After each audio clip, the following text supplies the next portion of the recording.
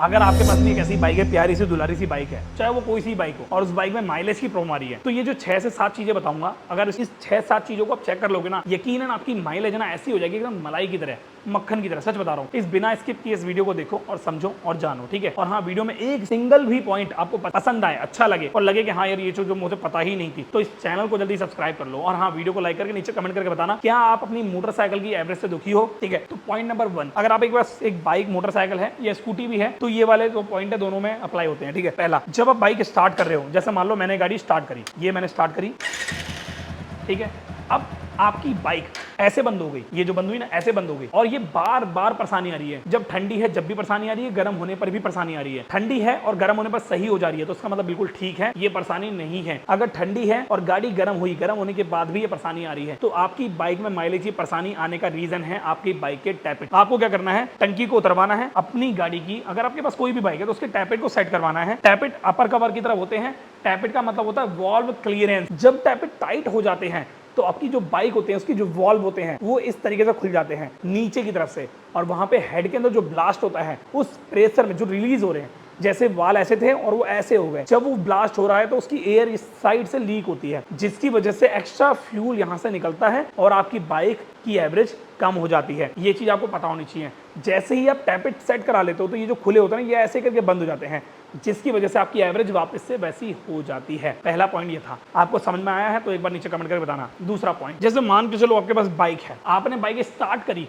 और स्टार्ट करने के बाद, जैसे कि मैं एग्जांपल के तौर समझाता हूं, गाड़ी आपने चाबी ऑन करी, स्टार्ट करी और स्टार्ट करके रेस दी, जूम, और जैसे ही आपने रेस दी, वो रेस छोड़ते ही आपकी जो आरपीएम है वो एकदम से ऐसे जूम डाउन हो जाएंगे वापस से। अगर ऐसा हो रहा है तो आपकी बाइक की ट्यूनिंग बिल्कुल ठीक है। अगर मान के चलो आपकी बाइक आपने रेस दी जूम, और जैसे ही आपने रेस छोड़ी तो वो रेस यहां से यहां पहुंचने में टाइम लगा रही है, एक होता है जूम, एक होता है जूम, ऐसा हो रहा है, तो आपकी गाड़ी की ट्यूनिंग आउट है। आपको क्या करना है, अपनी बाइक की ट्यूनिंग को सही तरीके से परफेक्ट करना है। हो क्यों रहा है ये, जब कभी क्या होता है, हमारी जब बाइक का एयर स्क्रू होता है, अगर वो सही तरीके से सेट ना हो तो एयर की सप्लाई में दिक्कत आती है, जिसकी वजह से पेट्रोल की सप्लाई बढ़ जाती है। और जब पेट्रोल की सप्लाई बढ़ती है तो कॉमन सेंस वाली बात है, पेट्रोल की सप्लाई बढ़ेगी तो आपकी गाड़ी एवरेज देगी ही नहीं। और दूसरा पॉइंट, अगर आपकी बाइक में कार्बोरेटर नहीं है, एयर स्क्रू नहीं है, थ्रॉटल बॉडी है, तो थ्रॉटल बॉडी में कुछ ऐसे सेंसर होते हैं, उन सेंसर का जो ऊपरी पार्ट होता है वहां पे कचरा जम जम के वो प्रॉपर वे में जो इंजेक्टर होता है उसको सेंस नहीं कर पाते हैं, और इंजेक्टर अपनी तरफ से एक्स्ट्रा फ्यूल आपको देता है, इंजन जो हेड होता है उसको देता है, और आपकी बाइक में माइलेज की इशू लग जाता है, जिसका बहुत बड़ा इफेक्टिव कारण होता है आपकी मोटरसाइकिल की ट्यूनिंग आउट होना, मतलब एवरेज की सेटिंग आउट होना। अब ये दोनों प्रकार में हो सकता है, पिकअप भी आउट हो सकता है, मिसिंग भी हो सकती है,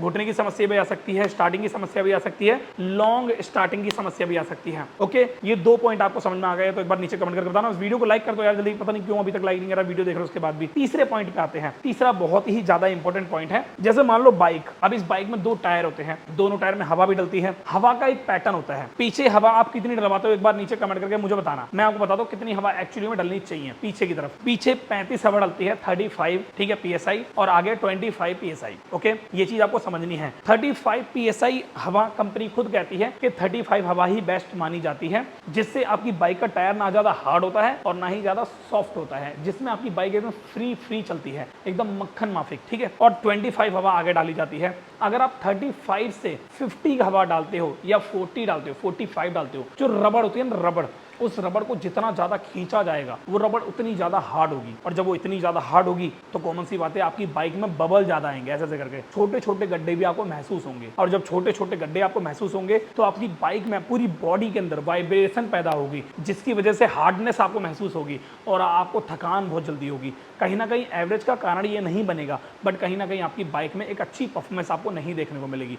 बट जैसे ही हवा 35 से 30 या 25 करोगे तो हवा जो होती है वो कम होने की वजह से आपकी बाइक के टायर के अंदर एक दबाव पड़ेगा और रबड़ दबेगी। रबड़ दबने से आपकी बाइक भारी भारी फील करेगी, चलेगी भारी भारी, और जिसकी वजह से जब भारी भारी चलेगी तो कॉमन सी बात है आपकी गाड़ी में क्या होगा, एक भारीपन वाला फील आएगा, और आपकी गाड़ी के इंजन जो कंबसन सिस्टम में जो ब्लास्ट हो रहा है उस पर लोड पड़ेगा, और जहाँ पर ज़्यादा वैसे ही लोड पड़ती है आपको वहाँ पर एक एक्स्ट्रा पिकअप की जरूरत पड़ेगी, क्योंकि आपकी गाड़ी भारी चल रही है। तो एक्स्ट्रा पिकअप, एक्स्ट्रा फ्यूल, और एक्स्ट्रा फ्यूल तो एक्स्ट्रा माइलेज की प्रॉब्लम तो गई।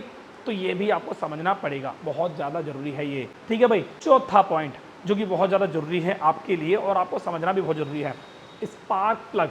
अगर आपको लगता है एक स्पार्क प्लग, मैं आपको एग्जांपल के तौर पर समझाता हूँ, ये स्पार्क प्लग है, अगर एक स्पार्क प्लग है और उस स्पार्क प्लग के साइड में यहाँ इधर की तरफ, मैं आपको थोड़ा पास से दिखा देता हूँ, ये स्पार्क प्लग इधर की तरफ देखो, काला काला दिख रहा है, अगर यहाँ पर ये काला काला की जगह पीले पीले कलर का निशान है, पीले कलर का, पीले कलर का, पीले पीले कलर का, पिचपिला चिपचिपा और एकदम गीला गीला निशान है, तो समझ जाओ कि भाई आपकी बाइक में ये प्लग होता कहाँ है, पहले समझो। ये प्लग होता है हेड के अंदर, और हेड में क्या होता है, ब्लास्ट होता है। जब ब्लास्ट होता है तो एक प्रेशर रिलीज होता है, जिसकी वजह से पिस्टन पे धक्का लगता है और आपकी गाड़ी में पावर मिलती है और आपकी गाड़ी आगे भागती है, मोटरसाइकिल आगे भागती है। अब वो प्रेशर इस यहाँ से रिलीज हो रहा है, यहाँ से रिलीज हो रहा है, यहाँ से वो प्रेशर यहाँ से रिलीज हो रहा है, तो क्या हो रहा है, मिक्सचर जब ज़्यादा जाएगा, प्रेशर पड़ेगा, रिलीज होगा, तो कॉमन सी बात है क्या होगा, वहाँ पेट्रोल की सप्लाई ज़्यादा जाएगी, क्योंकि यहाँ से रिलीज हो रहा है, पूरा पावर मिल ही नहीं रहा है उसको, जो पिस्टन है उसको।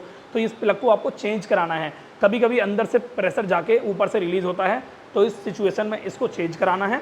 और आपकी बाइक का सबसे बड़ा कारण ये भी हो सकता है, आपको ये बात पता थी या नहीं पता थी, मुझे एक बार मतलब कमेंट करके जरूर बताना यार, ठीक है। उसके अलावा हमारी बात आती है 5वें पॉइंट की, जो कि सबसे ज्यादा इंपॉर्टेंट पॉइंट है। देखो यार, आपकी बाइक में चाहे वो BS6 हो, चाहे वो BS और कार्बोरेटर वाली बाइक हो, एक सबसे बड़ा पॉइंट ये होता है हेड। हेड मैं आपको दिखा देता हूँ तो यहाँ पे पता रहे, ठीक है।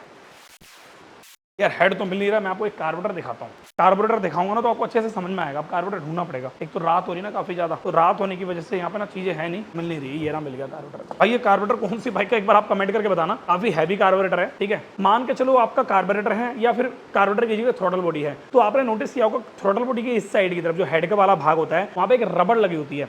अब उस रबड़ में होता क्या है, यहाँ साइड से देखा होगा आपने, ये कार्बोरेटर है, ठीक है। अब ये कार्बोरेटर के साइड यहाँ की तरफ से पीले पीले कलर का निशान होता है, जिसकी वजह से पूरा कार्बोरेटर या पूरी थ्रोटल बॉडी यहाँ से पीली पड़ जाती है। अगर वो पीली पड़ रही है तो उसका भी एक बहुत बड़ा कारण होता है कि वहाँ से आपका मिक्सचर रेशो यहाँ से लीक कर रहा है।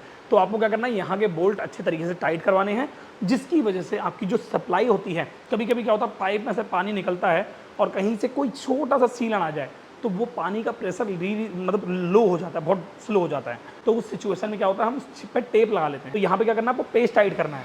जैसे ही आप पेस्ट टाइट करोगे, यहाँ का फ्लो बराबर जाएगा और आपकी बाइक में बेहतर माइलेज आपको देखने को मिलेगा। ये है हमारा 5वां पॉइंट। अब आता है हमारा आखिरी सबसे ज्यादा इंपॉर्टेंट पॉइंट, जो कि आपको समझना है। अब यहाँ पे जो मैंने 5 पॉइंट बताए ना आपको, ये पांचों के पांचों पॉइंट बिल्कुल ठीक हैं, इनमें कोई भी दिक्कत नहीं है, एकदम परफेक्ट हैं। बट आपकी बाइक में 30 पॉइंट यानी क्लच प्लेटें खराब हैं, वीक हो गई हैं, इंजन ऑयल बहुत ज्यादा काला निकल रहा है, कचरे वाला निकल रहा है, पिकअप नहीं आ रहा गाड़ी में, भैं भैं भैं करके चल रही गाड़ी, तो समझ जाओ आपकी बाइक में एवरेज की दिक्कत नहीं है। आपकी बाइक में जो प्रेशर रेशियो होता है वो क्लच की वजह से आपको नहीं मिल पा रहा है, जिसकी वजह से आप 20 की स्पीड में 40 वाली एक्सीलरेटर को दे रहे हो, यानी कि इनकी का छेद बहुत छोटा है और आप पीछे से धक्का देने में लगे पड़े हो कि पानी बहुत तेज आए, बहुत तेज आए, बहुत तेज आए, और ऐसा नहीं हो रहा क्योंकि आगे का छेद बहुत छोटा है। मतलब बात क्या कहना चाह रहा हूँ, ये चीज़ आपको समझनी पड़ेगी। उस सिचुएशन में अपनी बाइक में क्लच प्लेटें डलवाएं, अपनी प्रॉब्लम गाड़ी की सॉल्व कराएं। मैं बहुत ही सिंपल तरीके से मैंने आपको 6 पॉइंट समझाए हैं, और अगर आपको ये 6 के 6 पॉइंट पता थे, बहुत ही अच्छी बात है।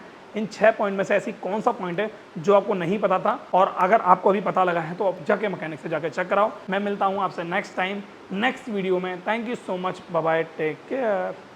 बनानी है, मेरी लाइट लगा दी है, मैंने ट्राइपॉड लगा दिया। कितना टाइम लगेगा फ्री होने में राजू? कितना टाइम लगेगा? मैं जा रहा हूँ। कहाँ? ससुराल। ये जल्दी फटाफट कर, मेरे को वीडियो बनाने में सब याद कर रखा है अपने सब्सक्राइबर के लिए। 9 बज रहे रात के। हाँ भाई, कितना टाइम लगेगा वर्कशॉप क्लोज करने में? 10 मिनट लगेगा। हैं? 10 मिनट। 10 मिनट। कितना टाइम लगेगा? 2 मिनट। 2 मिनट। हाँ भाई, कितना टाइम लगेगा? बंद करो यार, बंद करो जल्दी जल्दी, लाइट बंद करो। नहीं, लाइट नहीं, जब तक लाइट बंद नहीं करनी, अपना काम बंद करो अभी फिलहाल। जल्दी फटाफट जल्दी करो, जल्दी।